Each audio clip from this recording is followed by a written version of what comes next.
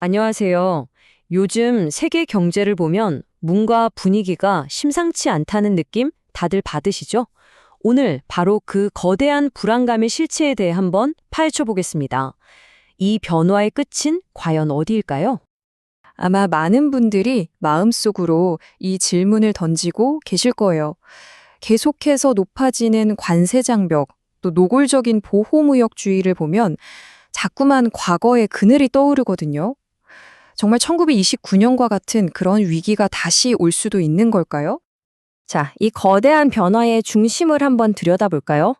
빼놓을 수 없는 인물이 있죠. 바로 도널드 트럼프입니다. 하지만 그를 단순히 한 명의 정치인으로만 볼 게 아니라 더 큰 시대적 전환을 보여주는 하나의 상징으로 접근해 보는 게 중요합니다. 이 비유가 정말 핵심을 꿰뚫는 표현인데요. 재벌 총수 같은 사고방식이라는 건 기존의 국제 규칙이나 동맹 관계 이런 것보다는 절대적인 통제 그리고 일대일 거래를 최우선으로 생각한다는 뜻입니다.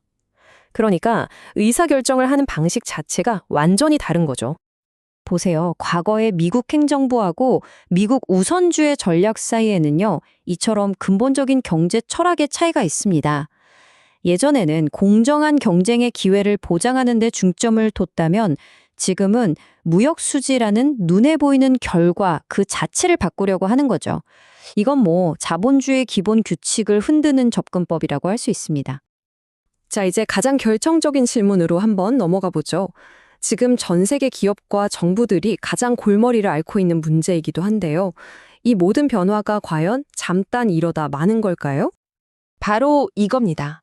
이게 현재의 가장 뜨거운 논쟁의 핵심이에요. 왜냐하면 이 질문에 대해서 어떤 답을 내리느냐에 따라 앞으로 국가와 기업의 모든 전략이 완전히 달라지기 때문이죠. 그만큼 정말 중대한 문제입니다. 사실 이 변화는 단 한 명의 지도자 때문에 갑자기 시작된 게 아닙니다.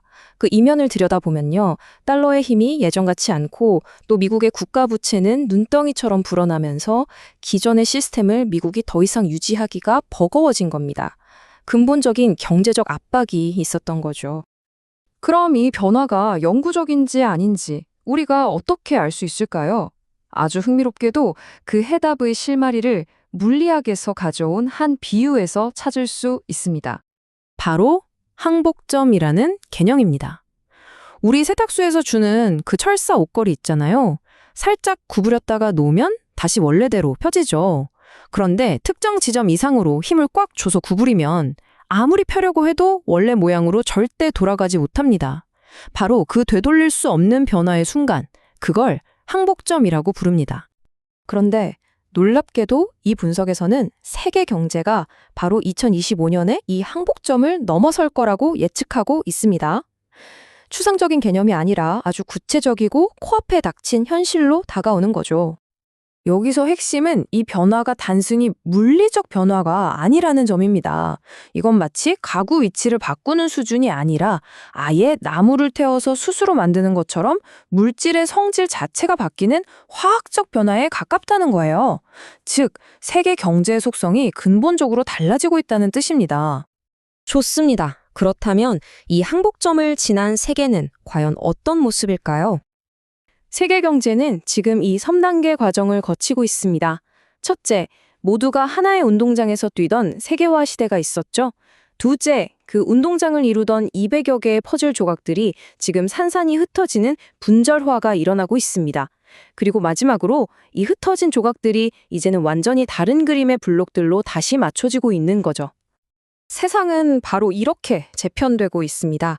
하나의 거대한 시스템이 무너지고 미국을 중심으로 한 블록과 중국을 중심으로 한 블록, 그리고 그 사이에서 아슬아슬하게 줄타기를 해야 하는 국가들, 이렇게 여러 개의 경쟁하는 시스템이 동시에 등장하고 있는 겁니다.